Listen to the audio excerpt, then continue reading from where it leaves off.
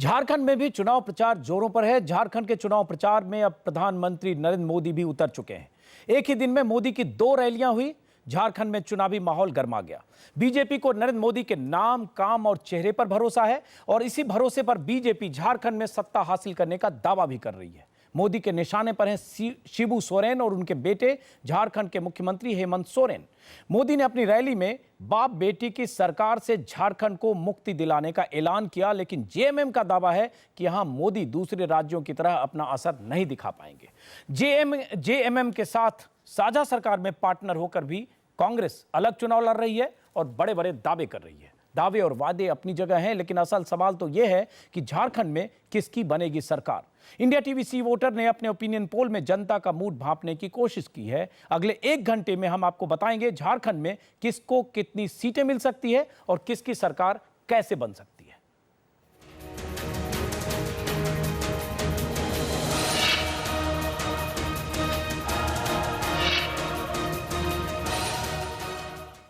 झारखंड के ओपिनियन पोल पर बात करने के लिए हमारे साथ हैं सीनियर जर्नलिस्ट पुष्प सर्राफ, बीजेपी के प्रवक्ता संबित पात्रा, डाल्टनगंज से विधायक और कांग्रेस नेता कृष्णानंद त्रिपाठी मंत्री भी हैं वहां, साथ ही चुनावी विश्लेषक यशवंत देशमुख, सी वोटर प्रमुख।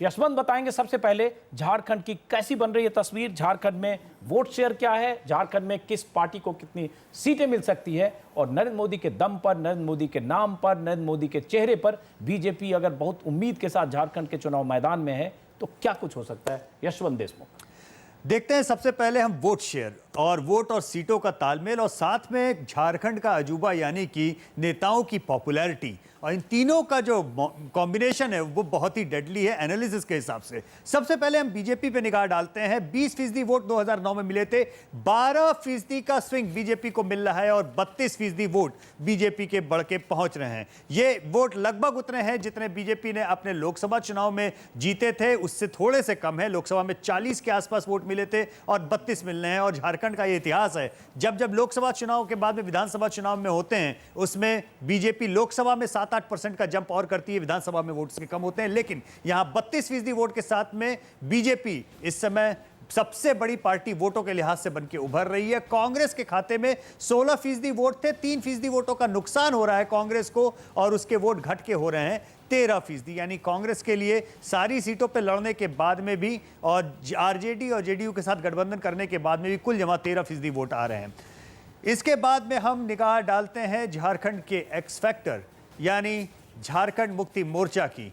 15% वोट हेमंत सोरेन की पार्टी के पास में थे, 4% वोट उनके बढ़ रहे हैं। पहली बार वो मुख्यमंत्री बने हैं झारखंड में और उनके वोट शेयर होने की उम्मीद है बढ़ के 19%। ये वोट शेयर वही है जहां पे झारखंड मुक्ति मोर्चा अपना पीक अक्सर पाता रहा है और झारखंड मुक्ति मोर्चा आदिवासी मतदाताओं के बीच में अपनी पकड़ पूरी तरह से बनाने में कामयाब रहा है। जेवीएम की बात करें, दूसरा एक्स फैक्टर है जो कि बीजेपी के एक्स चीफ मिनिस्टर रहे, अपनी पार्टी अलग बना चुके थे, बाबूलाल मरांडी। 9% वोट पिछली बार मिले थे, 2% वोटों का उनको इजाफा मिल रहा है और 11% वोट लोकसभा में भी लगभग इतने ही वोट जेवीएम को मिले थे, बाबूलाल मरांडी की पार्टी को मिले थे।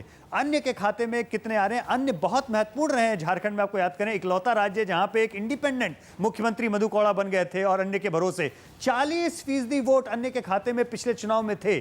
15% का नुकसान और घट के ये वोट अभी भी लेकिन 25% पे हैं। यानी इन सारे बड़ी पार्टियों की लड़ाई में निश्चित तौर पे 15% वोट इन पार्टियों की ओर खिसके हैं, लेकिन अभी भी झारखंड में अन्य 25% के आसपास पोल कर रहे हैं और ये एक बड़ा नंबर है, छोटा नंबर नहीं है। हम देखेंगे कि आखिर सीटों के मामले में क्या हो रहा है, लेकिन मुख्य बात आप समझ लीजिए, झारखंड में एक्चुअली पॉलिटिक्स आदिवासी और गैर आदिवासी मतदाताओं की है। आदिवासी मतदाता एक बड़ा संथाल परगना और बाकी इलाकों में बड़ी तादाद में है और वो सीटों को प्रभावित करते हैं। वहां पर झारखंड मुक्ति मोर्चा और हेमंत सोरेन नंबर 1 की पार्टी और नंबर 1 लीडर उभर रहे हैं, लेकिन सदान मतदाता यानी कि जो गैर आदिवासी मतदाता है वहां बीजेपी सबसे बड़ी पार्टी और सबसे ज्यादा सीटों के रूप में उभरने की कोशिश में है। लेकिन अंतर केवल एक है कि बीच में बाबूलाल मरांडी हैं जिनकी पॉपुलैरिटी रेटिंग तो बहुत आगे है, लेकिन उनकी पार्टी को वोट उतने नहीं मिल रहे हैं और यहीं पर एक विरोधाभास है, क्योंकि बीजेपी के पास में न तो आदिवासी क्षेत्र में न गैर आदिवासी क्षेत्र में नंबर 1 पे पॉपुलैरिटी पे बीजेपी का नेता नहीं है, नंबर 2 पे नहीं है और बीजेपी के पास में अच्छा सीएम कैंडिडेट नहीं है। एक बहुत अहम बात यशवंत आपने बताई कि बीजेपी का कोई चेहरा नहीं है। अर्जुन मुंडा मुख्यमंत्री रह चुके हैं, लेकिन इस बार मुख्यमंत्री के उम्मीदवार के तौर पर कोई चेहरा नहीं है। प्रधानमंत्री नरेंद्र मोदी कैंपेन कर रहे हैं। आज उन्होंने 2 रैलियां की और रैलियों में खास बात दर्शकों को भी बताऊं, यशवंत आपसे भी समझने की कोशिश करूंगा। नरेंद्र मोदी ने शिबू सोरेन और हेमंत सोरेन पर तो सीधा हमला किया ही कि बाप बेटे से के वंशवाद से मुक्त कराओ, लेकिन साथ में यह भी कहा कि भारी बहुमत से सरकार बनाएं और मुझे सेवा करने का मौका दें। प्रधानमंत्री नरेंद्र मोदी पलामू इलाके में जाकर कहते हैं कि मुझे सेवा करने का मौका दें। इसका मतलब यही वो ट्रंप कार्ड है जिनको बीजेपी बार बार चलना चाहती है। लेकिन सवाल उठता है कि क्या ये ट्रंप कार्ड झारखंड में चलेगा? जरा सुनते हैं नरेंद्र मोदी ने आज क्या कहा, उसके बाद बात करेंगे। झारखंड को अगर परिवारवाद से बचा लिया जाए, भाई भतीजावाद से बचा लिया जाए, तो झारखंड के नौजवानों में इतनी ताकत है, झारखंड को आज वो हिंदुस्तान में नंबर 1 पर ला करके खड़ा कर सकते हैं। मैं झारखंड के लिए कुछ करना चाहता हूं। मैं झारखंड की भलाई के लिए कुछ कदम उठाना चाहता हूं। आप मुझे बताइए, क्या झारखंड का भाग्य बदल सकता है या नहीं बदल सकता है? इस काम के लिए मैं आपके पास आया। तो नरेंद्र मोदी को देखा आपने, नरेंद्र मोदी ने रैलियां की, प्रधानमंत्री की रैली शुरू हुई, उन्होंने कहा मैं झारखंड के लिए कुछ करना चाहता हूं।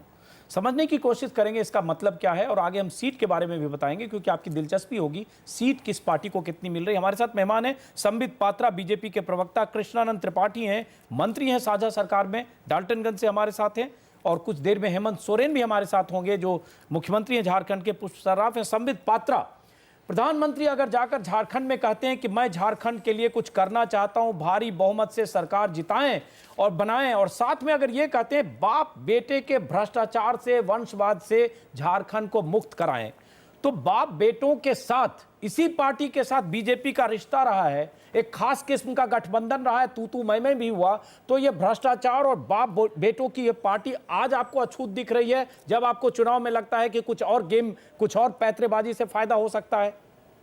बिल्कुल नहीं। देखिए अजीत जी, झारखंड में जो 2 चीज़ों की बहुत आवश्यकता है, इसमें कोई डिनाई नहीं है, और मेरे साथ जितने मेरे मित्र बैठे हैं पैनल पे वो भी मानेंगे कि नंबर 1 पे स्थिरता है। स्थिरता होनी चाहिए जिसकी अति आवश्यकता है। जिस प्रकार 14 वर्षों में 9 सीएम देख लिया झारखंड ने, ये बहुत दुर्भाग्य का विषय है।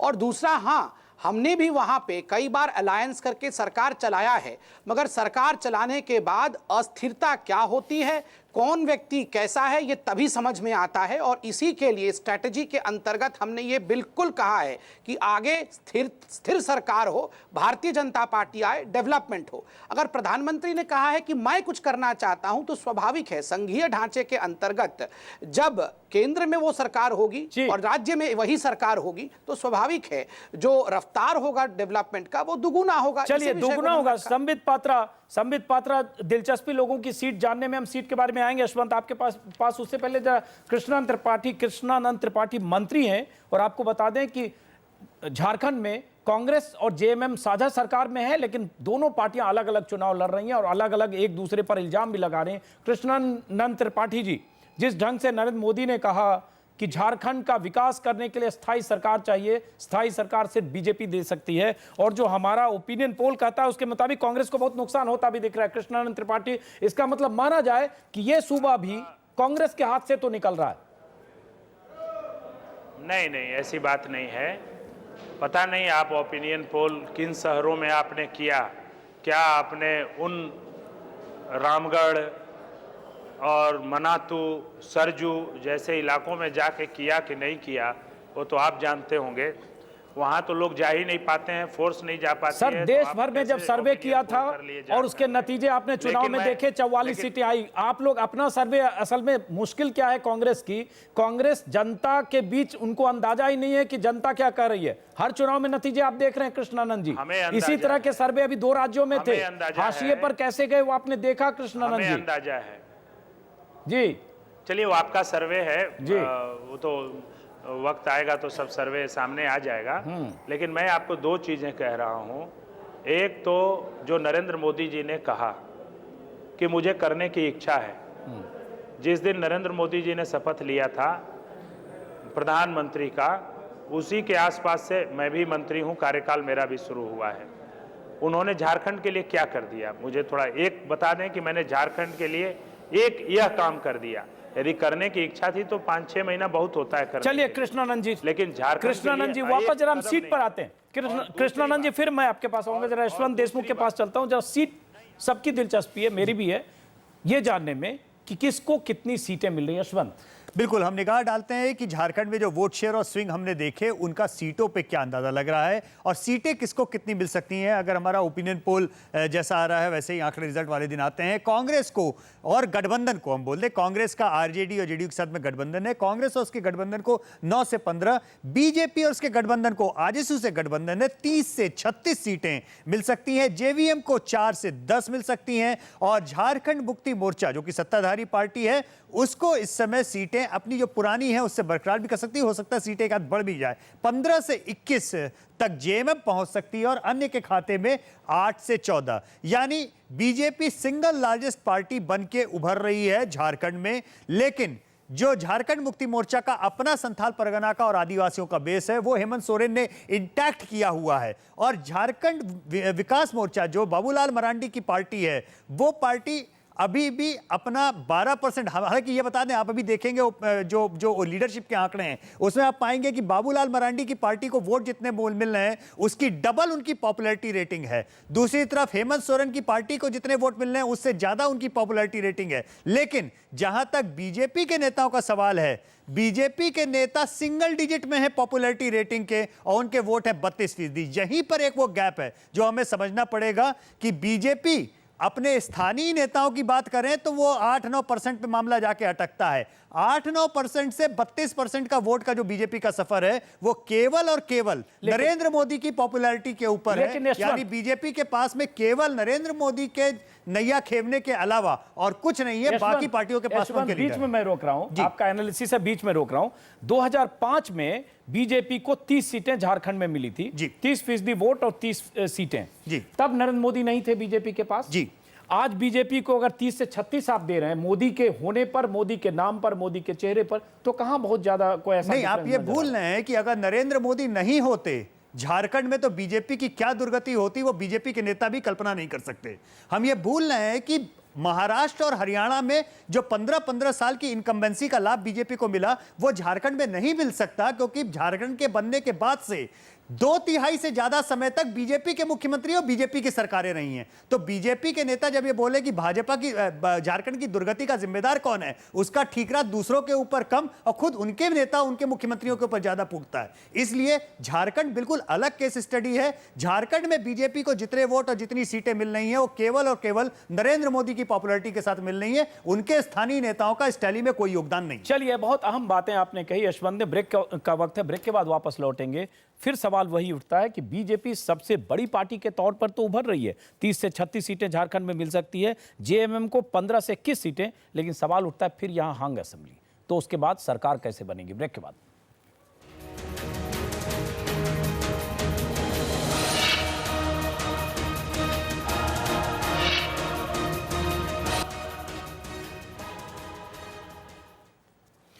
Welcome back. आप देख रहे हैं झारखंड का opinion poll. India TV C voter के ओपिनियन पोल के मुताबिक झारखंड में किसी भी पार्टी को बहुमत मिलता नजर नहीं आ रहा है। झारखंड में बीजेपी सबसे बड़ी पार्टी के तौर पर उभरती दिख रही है। बीजेपी को 30 से 36 सीटें, जेएमएम को 15 से 21 सीटें मिल सकती हैं, कांग्रेस को 9 से 15 सीटें मिल सकती हैं। इसके अलावा जेवीएम बाबूलाल मरांडी की पार्टी को 4 से 10 सीटें मिल सकती हैं, जबकि अन्य के खाते में जा सकती हैं 8 से 14 सीटें। इसका मतलब एक बात साफ है कि झारखंड में अपने दम पर कोई भी पार्टी सरकार नहीं बना पाएगी। बीजेपी सबसे बड़ी पार्टी, लेकिन बहुमत से दूर। सवाल उठता है उसके बाद कैसे बनेगी सरकार, कौन पार्टी किसके साथ जाएगी। और अगर हम अतीत को देखें तो जेएमएम बीजेपी का भी साथ रहा है, जेएमएम कांग्रेस का भी साथ है, तो क्या चुनाव के बाद किसी नए तरह के समीकरण की गुंजाइश होगी? इसको समझने की कोशिश करेंगे। हमारे साथ कई मेहमान हैं। सबसे पहला सवाल संबित पात्रा, बीजेपी के नेता संबित पात्रा साहब, आज नरेंद्र मोदी ने जिस ढंग से रैली में हमला किया शिबू सोरेन और हेमंत सोरेन पर और कहा कि बाप बेटे के वंशवाद से झारखंड को मुक्त कराओ, और साथ में यह भी कहा कि अमीर राज्य को गरीब बनाकर लोगों ने रखा है, इसलिए हमें सरकार में जिताओ, हमारी सरकार बनाओ और मुझे सेवा करने का मौका दो। हमारे साथ पास है कि 14 सालों में 9 मुख्यमंत्री रहे, जिसमें सबसे अधिक राज अगर किया है तो बीजेपी के मुख्यमंत्री ने, बीजेपी की सरकार का नेतृत्व बीजेपी ने किया। बाबूलाल मरांडी रहे, अर्जुन मुंडा रहे, फिर दोबारा अर्जुन मुंडा रहे 2005 में, उसके बाद फिर तीसरी बार अर्जुन मुंडा बने 2010 से 2013 तक, पिछले साल तक। सवाल उठता है फिर अमीर राज्य को गरीब किसने बनाकर रखा है? देखिए अजीत जी, इसका जो उत्तर है ये स्पष्ट रूप से यही है कि जो कॉमन फैक्टर है सभी सरकार को चलाने के लिए, वो वही पिता और पुत्र है जिनके विषय में आज नरेंद्र मोदी जी ने इशारा करके बताया। और जब तक ये स्थिरता नहीं आएगी, अभी बिल्कुल यशवंत जी ने सही कहा कि भारत के डेमोक्रेटिक इतिहास में झारखंड वो पहला राज्य बना जहां एक इंडिपेंडेंट एमएलए मधु कोड़ा, जो कि आज जाना माना नाम है, वो जो है पहली बार एक मुख्यमंत्री बन गया। तो किस प्रकार की अस्थिरता की पोजीशन झारखंड में रही है। और जब भी अलायंस उसमें बीजेपी ने भी कभी कोई कमी नहीं छोड़ी है। बीजेपी ने भी हर तरह के कॉम्बिनेशन को ट्राई किया है। संबित पात्रा, मैंने माना इस बात को, और अवसरवादिता की मिसालें, झारखंड को एक प्रयोगशाला बनाकर 14 साल में अगर रखा सभी पार्टियों ने, तो उसमें बीजेपी चैंपियन रही उसकी। मैंने माना इस बात को कि हमने भी अलायंस करके वहां सरकार बनाया, मगर दो चीजें बहुत स्पष्ट रूप से कह दूं, जिस तरह से सरकारें बनी है झारखंड में, वो कई बार अलायंस की परिभाषा से बाहर रही है। संबित पात्रा, मैं वही पता है कैसे सरकारें बनी है वहां, मैं वही बता रहा हूं अजीत जी, मैं वही बता रहा हूं। आप देखिए, डेमोक्रेसी में स्वाभाविक रूप से जब मल्टी पार्टी सिस्टम हो और एक हंग असेंबली होता है, तो एक ऑप्शन के नाते ये उनका फर्ज बनता है तमाम पॉलिटिकल स्टेक होल्डर्स का कि किसी प्रकार से एक स्थायित्व देने की किसी प्रकार से। बहुत अहम बात कही संबित पात्रा, ब्रेक का वक्त है, आपने बहुत अहम बात कही कि स्टेक होल्डर का फर्ज होता है कि किसी प्रकार से सरकार बनाए। और किस किस प्रकार से सरकार बनी वहां कि 5 साल की विधानसभा में बीजेपी जेएमएम पहले सरकार में रही, फिर दोनों में झगड़ा हुआ, अलग हुए तो जेएमएम कांग्रेस की सरकार हुई। किसी भी प्रकार से सवाल उठता है कि क्या किसी भी प्रकार से सरकार बनाने की कोशिश चुनाव के नतीजों के बाद भी होगी? ब्रेक के बाद।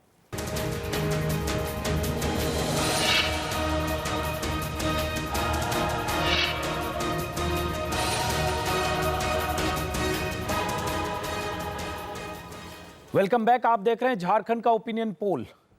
India TV C voter opinion poll के मुताबिक झारखंड में किसी भी पार्टी को बहुमत मिलता नजर नहीं आ रहा। झारखंड में बीजेपी सबसे बड़ी पार्टी के तौर पर उभरती दिख रही है। बीजेपी को 30 से 36 सीटें, जेएमएम को 15 से 21 सीटें मिल सकती हैं, कांग्रेस को 9 से 15 सीटें मिल सकती है। इसके अलावा जेवीएम को 4 से 10 सीटें मिल सकती है, जबकि अन्य के खाते में जा सकती है 8 से 14 सीटें।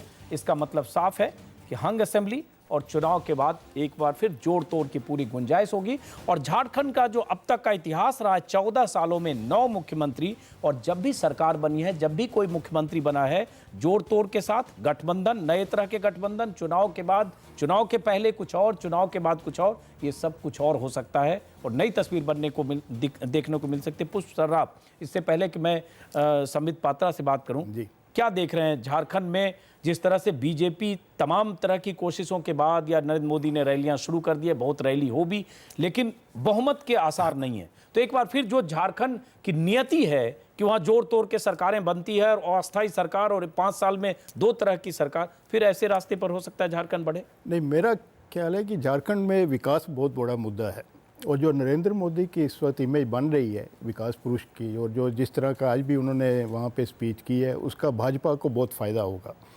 और जो पास्ट है भाजपा का राज्य में, और जो एक सच्चाई भी है कि उनके पास राज्य स्तर पे, स्टेट लेवल पे कोई बड़ा लीडर नहीं है, इसका ये फैक्टर जो है जो ज़्यादा मैटर नहीं करेंगे।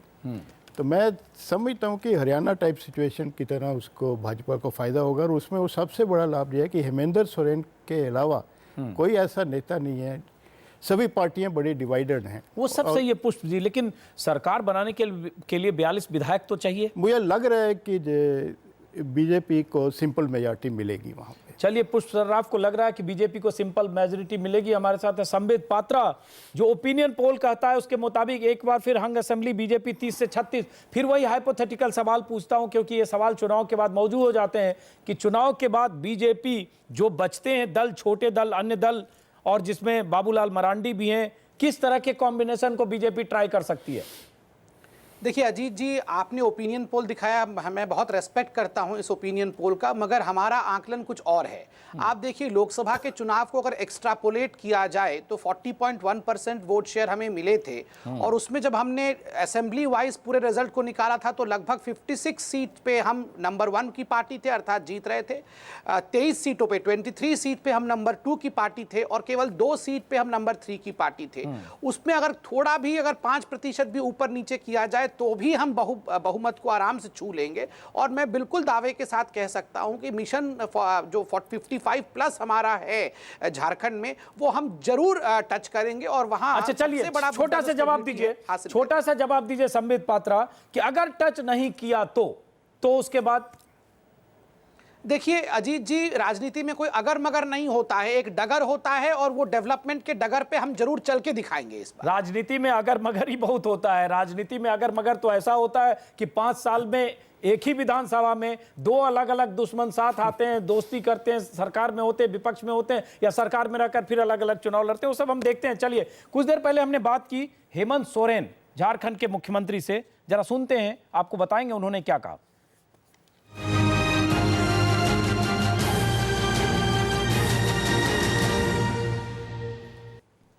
हेमंत जी, प्रधानमंत्री नरेंद्र मोदी ने आज से झारखंड में चुनाव प्रचार शुरू कर दिया है। 2 रैलियां हुई, निशाने पर आप और आपकी सरकार थी। बीजेपी को लगता है झारखंड में भी मोदी फैक्टर काम करेगा और बीजेपी की सरकार बन जाएगी, क्या कहेंगे आप? अब जहां जैसा परिणाम आया है वहां का राजनीतिक हालात, राजनीतिक स्थितियां बिल्कुल अलग रही हैं, मैं समझता हूं, और यहाँ के राजनीतिक हालात और राजनीतिक स्थितियां बिल्कुल अलग हैं। और ये कोई ज़रूरी नहीं है कि हर समय एक ही फैक्टर काम करे। ये तो आने वाला समय चुनाव बताएगा कि कौन सा फैक्टर यहाँ काम करेगा, क्योंकि हम लोगों ने भी यहाँ पर जो अपनी राजनीतिक तैयारियाँ की है वो कमज़ोर नहीं है। नरेंद्र मोदी ने आप पर और आपके पिता शिबू सोरेन पर निशाना साधते हुए कहा कि झारखंड को बाप बेटों की सरकार से मुक्ति चाहिए। सबसे अमीर राज्य झारखंड को सबने मिलकर लूटा है और इसलिए इस बार स्थायी सरकार और बीजेपी की सरकार बननी चाहिए, क्या कहेंगे सोरेन साहब? 14 सालों में सबसे अधिक कार्यकाल भारतीय जनता पार्टी की यहाँ के लोगों ने किया है। अब चूंकि इनको जवाब देना पड़ेगा, झारखंड मुक्ति मोर्चा इस राज्य में 14 सालों में मात्र 14 महीने ही के कार्यकाल हमारी रही है। तो आज जनता के समक्ष ये भी बातें रखनी होंगी, खाली सपने दिखाने से बात नहीं है। हमने क्या किया, आपने क्या किया, ये भी बताना पड़ेगा लोगों को।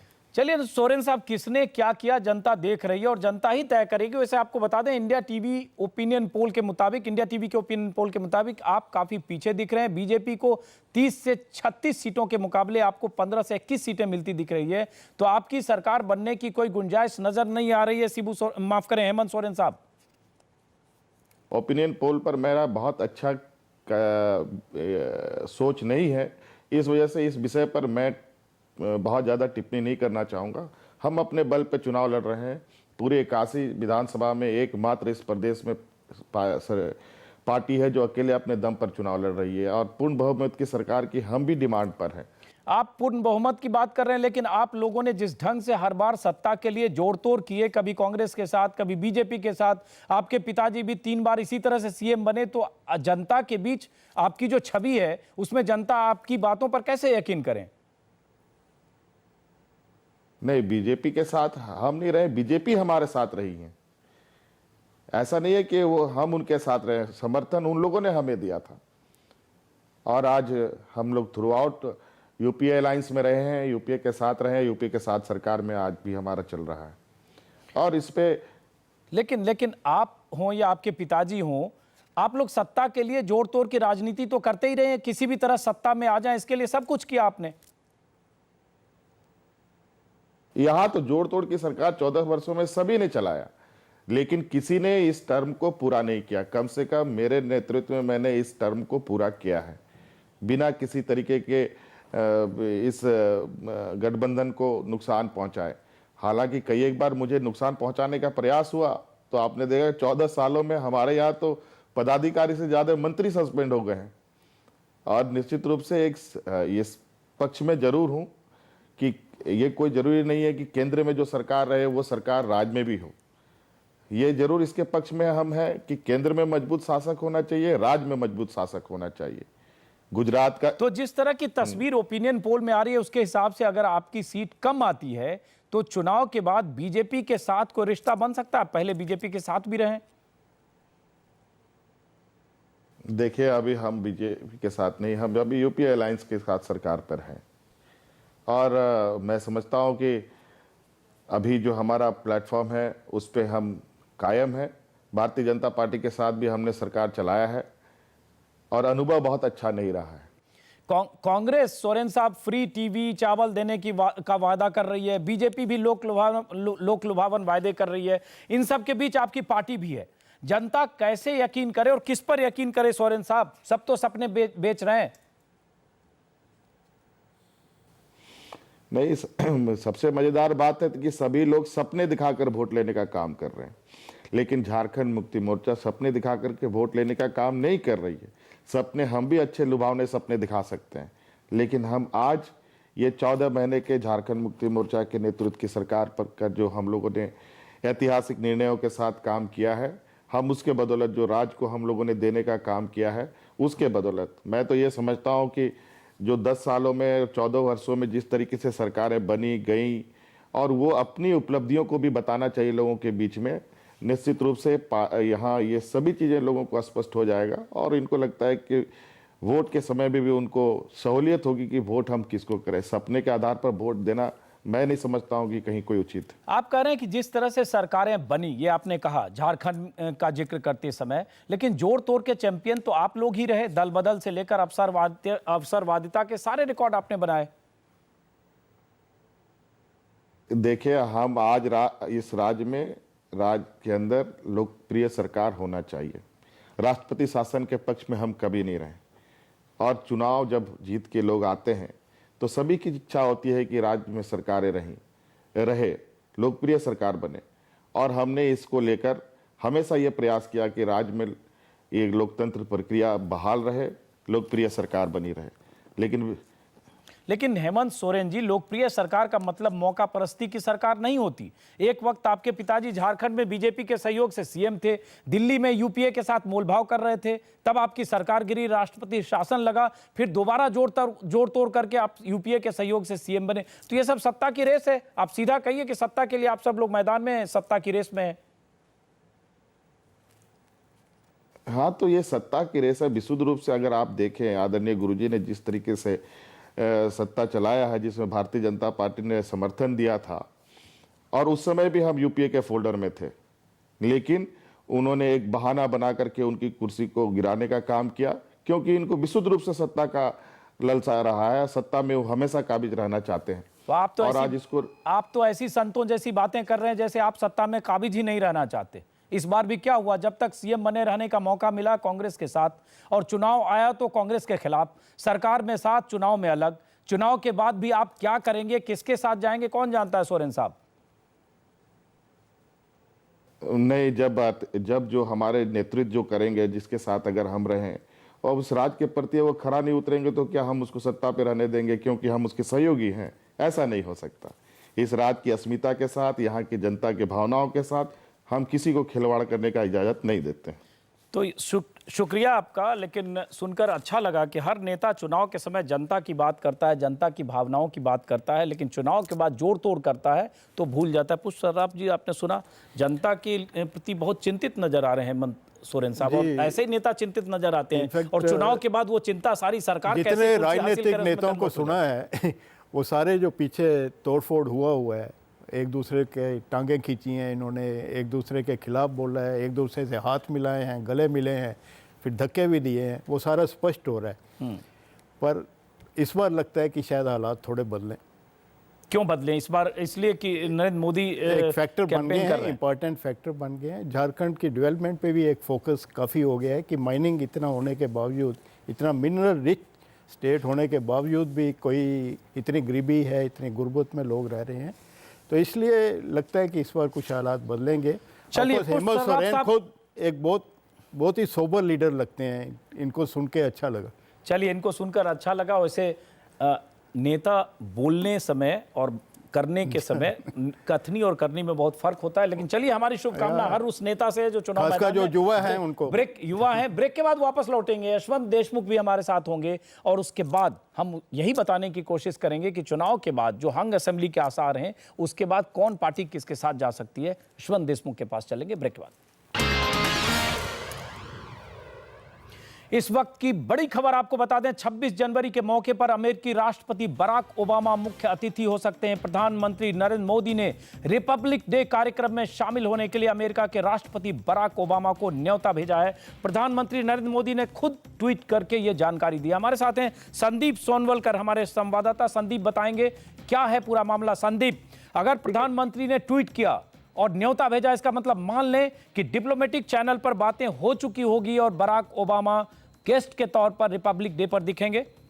निश्चित तौर पर यह आधिकारिक निमंत्रण G20 के दौरान दिया गया। खासतौर पर जब मुलाकात हुई थी बराक ओबामा से G20 के दौरान ऑस्ट्रेलिया में, तब यह न्योता दिया गया और प्रधानमंत्री ने इसका खुलासा किया। इसका मतलब ये माना जाए कि पहली बार अमेरिका का राष्ट्रपति, देश के लिए बहुत बड़ी महत्वपूर्ण बात होगी, क्योंकि बात पहली बार दुनिया के दो बड़े लोकतंत्र और एक लोकतंत्र का राष्ट्रपति दूसरे लोकतंत्र के गणतंत्र के उत्सव में मौजूद रहेगा। पहली बार अमेरिका के राष्ट्रपति भारत में मौजूद रहेंगे, लगभग तय माना जा रहा है, क्योंकि प्रधानमंत्री ने खुद ये जानकारी दी है।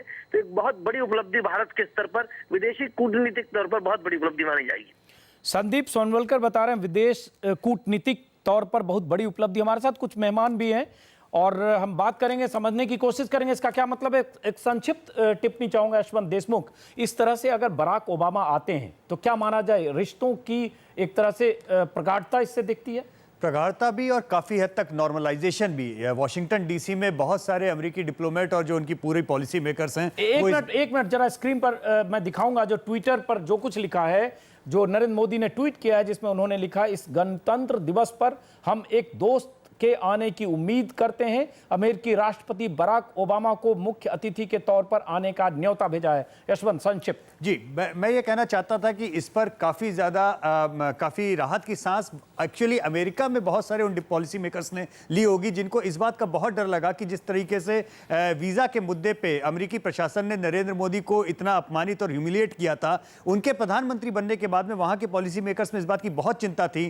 कि इतना अपमानित करने के बाद में क्या उनके संबंध नरेंद्र मोदी से नॉर्मल हो सकते हैं। ये जो निमंत्रण दिया है नरेंद्र मोदी ने, दरअसल ये बहुत बड़ी बात इसलिए है कि उन्होंने एक संदेश भेजा है कि एक व्यक्तिगत रूप से, एक व्यक्ति के नाते, उन्होंने भले ही जो भी उनको सहना पड़ा हो अमेरिकी प्रशासन के हाथों, लेकिन एक प्रधानमंत्री के रूप में वो देश के प्रधानमंत्री की ओर से अगर रिपब्लिक डे की बात करें, हर बार विदेशी राष्ट्राध्यक्ष, कई बार हेड ऑफ द स्टेट आते हैं, लेकिन आमतौर पर हमने देखा छोटे मुल्कों के राष्ट्रपति और प्रधानमंत्री आते हैं। इस तरह से अगर देखें कि बराक ओबामा आते हैं तो बहुत बड़ी बात है। उसका कारण यह है कि 51 साल तक जो है हमारा जो नॉन अलाइंड मूवमेंट के छतरी के नीचे हमेशा हम अफ्रीका और बाकी एशिया के उन राष्ट्रों को बुलाते रहे जो कि हमारे नॉन अलाइनमेंट मूवमेंट में साथ में खड़े थे, छोटे राष्ट्र थे, और हमने हमेशा जो वर्ल्ड पावर्स थी उनसे बहुत डिस्टेंस बना के रखा था। लेकिन अब यह जमाना बदल गया, शीत युद्ध भी खत्म हो गया, सारी चीजें खत्म हो गई, और अब इसको वैश्विक स्तर के ऊपर अगर हम देखें पावर प्ले में, तो अमेरिका और भारत के एक नए चैप्टर की शुरुआत होना, या जो बाकी देश हैं। जी यशवंत, हमें रोकना होगा। दर्शकों को बता दें, बहुत बड़ी खबर,